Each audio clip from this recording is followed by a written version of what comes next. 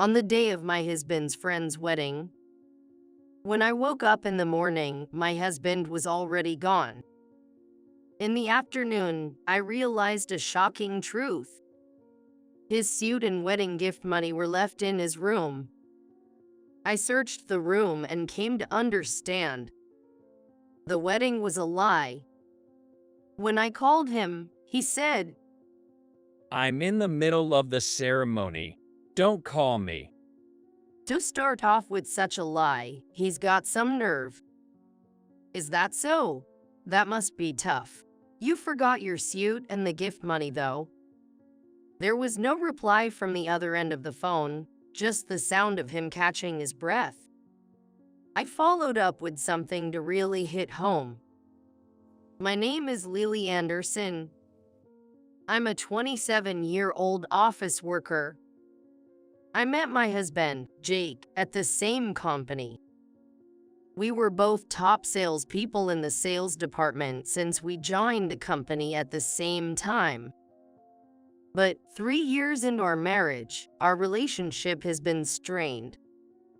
The reason is that Jake's sales performance has started to decline. Jake became noticeably irritable, and our conversations decreased dramatically. He won't even consult me, so there's no hope for improvement. It seems his motivation has dropped too, as he's been coming home earlier than me lately. Even on days off, where we used to go out together, now he doesn't leave the house at all. Today, when I got home, he was in his usual state. Beer in his left hand, snacks in his right, and his phone propped up against the snack bag, lazily watching videos. He was even sighing repeatedly. Concerned, I tried to talk to him. Are you okay? You've been sighing a lot. Then Jake coldly snapped at me. Leave me alone. Shut up. But if you have worries, I'm here to listen. Suddenly, he raised his voice. What do you know, acting all high and mighty? It must be nice looking down on others. Are you enjoying it? That's not what I meant. Then what is it? You just want to feel superior by looking at someone who can do it, right? Why would you say that? I'm genuinely worried and want to help. You don't understand how I feel. You don't know how much I get compared to you by the boss every day. I'm sick of being compared to you. I'm planning to change jobs soon. Saying that, he headed to the bathroom. Did I say something wrong? A few seconds later, as I was starting to feel down, Jake's words finally hit me. Wait, did he just say he's changing jobs? Maybe if he changes environments, our relationship might change too? Indeed, being in the same company might be why we're having issues. With that thought, I decided to support Jake's job change from the shadows. Directly supporting him might hurt his pride, so I focused on indirect support. When he was working on his resume on the computer in the living room, I quietly left the room, and when he left work early for interviews, I secretly covered for him. After about a month of this, Jake finally got a new job. Since he started working at the new company, Jake's mood improved significantly. It must have been a better fit for him at the new place. At that time, I didn't realize the real reason of his improved mood. It wasn't due to his job at all. Yet, at that time, I interpreted all his actions in a positive light and was overjoyed. One of these days off, let's go here. He suggested this to me one day. It was a fashionable high-end cafe popular among couples. That's unusual for you to want to go to a place like this. Oh, huh. It came up at work recently. Thought I should check it out to keep up with the conversation. Really? I've been wanting to go too. I'm so happy. And the following weekend, as promised, we went to the cafe. The line was longer than I expected. While waiting in line, we looked at the menu excitedly. This cake looks adorable. It's only for those who reserved. Maybe we should have reserved. Yeah, the wait is long. Plus, the reserved seats are in a special area at the back, right? That area, it looks luxurious. I wonder how you make a reservation. Maybe online, but it's probably too late now. Haha. Plus, places like this are probably booked months in advance. Oh, right. I see. While having such casual conversations, we enjoyed an exquisite lunch.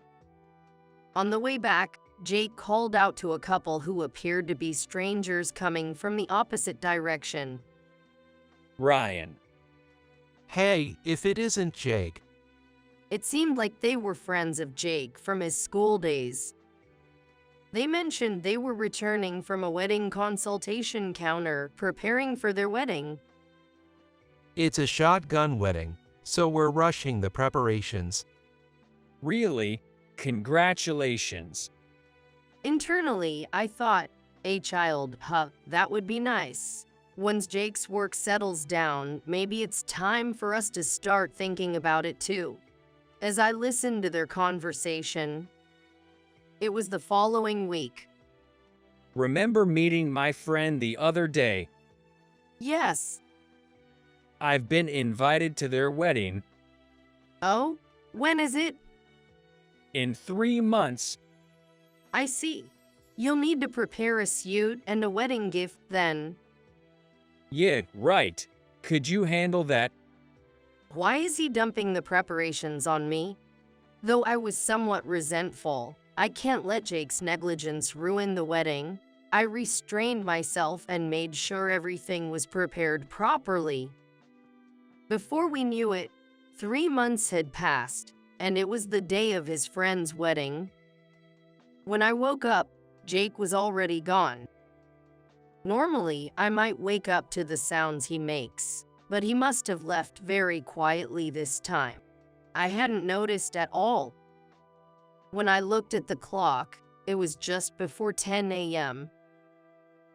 If I'm on my own today, I don't have to make breakfast for two. Maybe I should take this opportunity to go out for breakfast somewhere. With that thought, I left the house. After finishing breakfast near the station, I saw that the cafe we visited before already had a long line. It's really popular.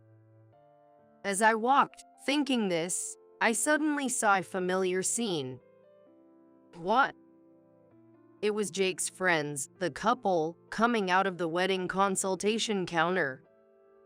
In a wedding dress and tuxedo. No, they were dressed in plain clothes. What? Is the ceremony in the afternoon? As I was confused, they noticed me. Aren't you Jake's? Oh, yes. It's been a while. I couldn't just ask them, isn't there supposed to be a wedding today? What's going on? Since we had only met once before. So I tried to ask casually, are you here for wedding preparations today? He answered with a smile. Yes, it's finally happening next week. We really wanted to invite Jake as well, but with the rush of a shotgun wedding, we decided to keep it to family only. Please say hello to Jake for me.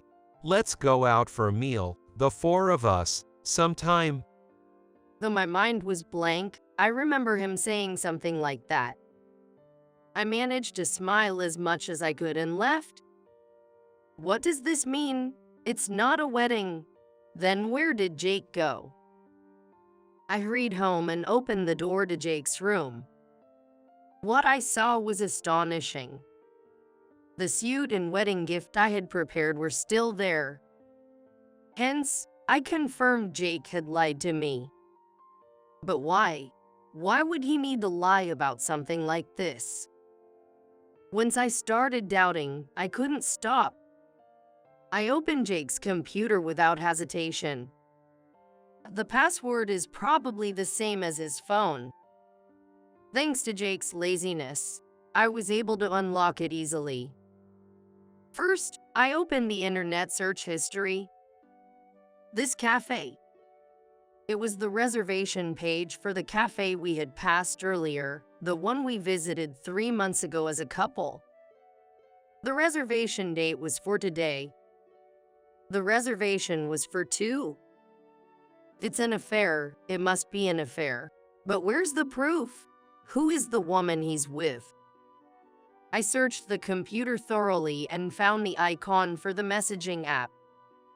The exchanges on his phone should be recorded here. To hide it in such a hard-to-find place, it's too suspicious. Fueled by anger, I clicked on the icon forcefully. I understood everything after looking inside. Glancing at the clock, it was past noon. Look at me. I forgot to mention the most important forgotten item. Haha. I said that out loud, laughing to myself. If he confesses now, maybe I'll consider. What reaction will he have? I was so emotionally disturbed, almost frighteningly so, grinning as I picked up my phone. After several rings, just as I was about to give up, thinking he wouldn't answer, I heard the voice of the great liar. Hey, I'm in the middle of the ceremony.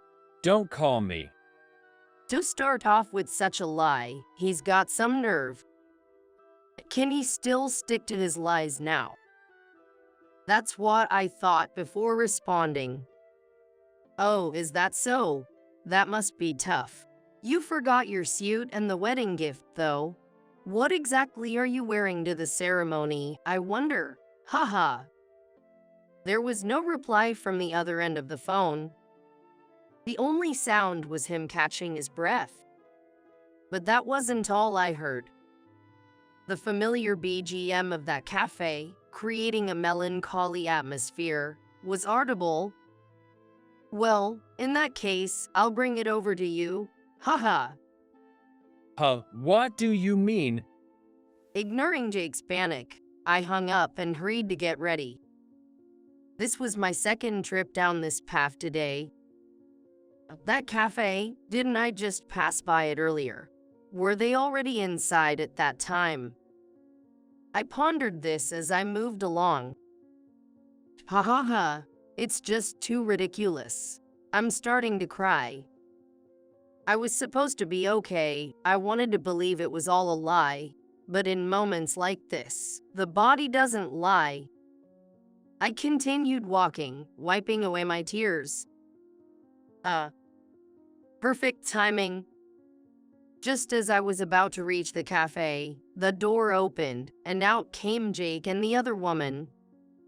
Jake looked around suspiciously, perhaps panicked by my earlier call. Hey?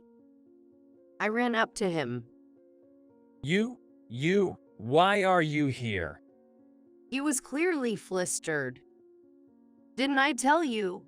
I came to deliver the suit and wedding gift. Haha.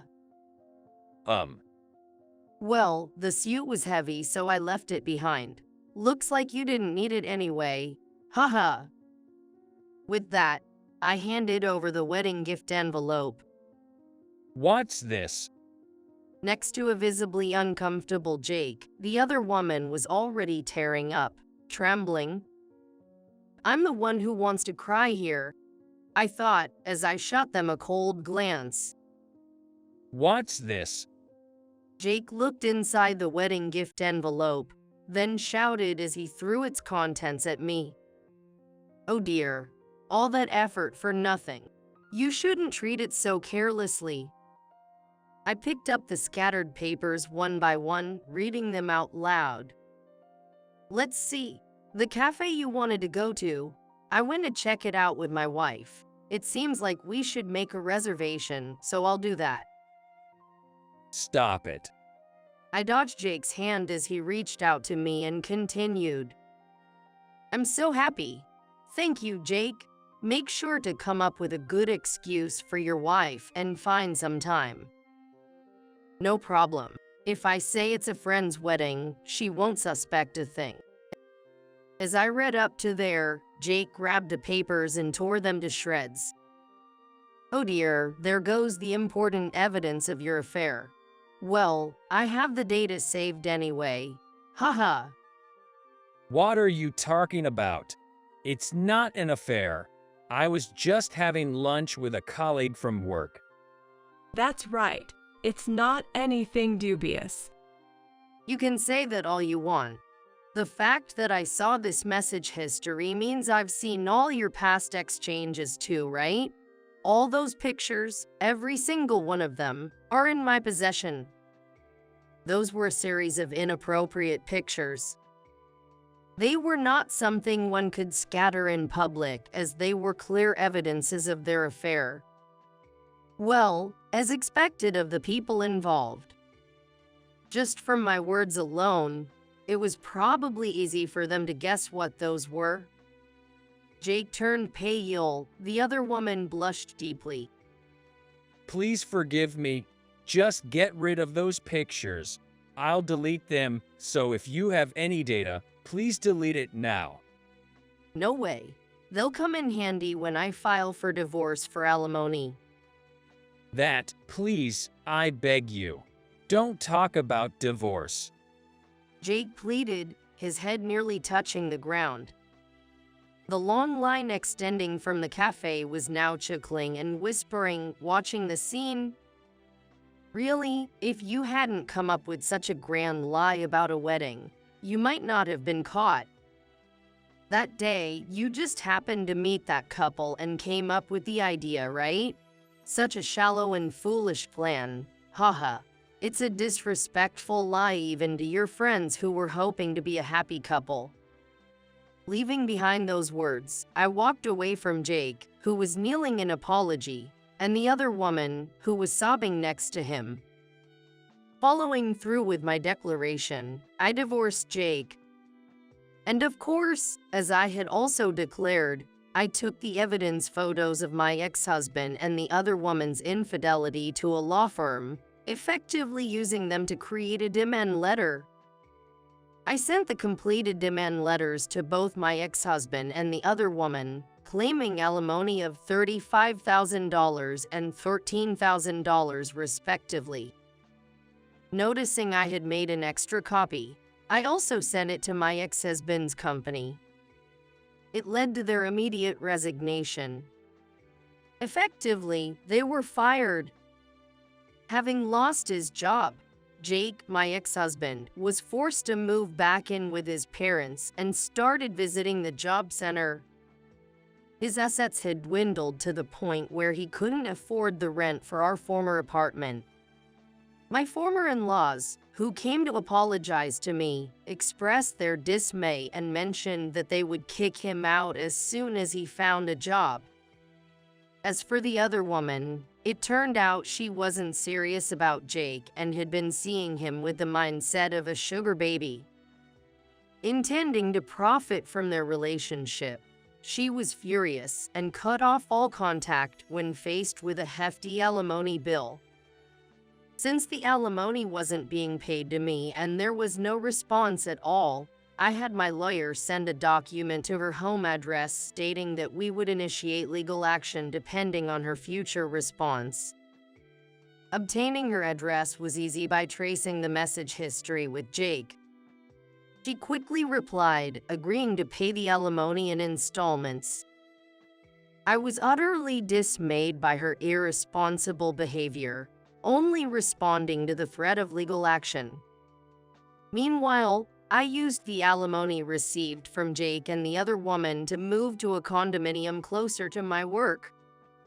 It reduced my commute time and freed myself from the worries and entanglements of my marriage, allowing me to focus more on my job. Thanks to this, my sales performance skyrocketed, and I am set for a promotion soon. Truly, this is what you call smooth sailing.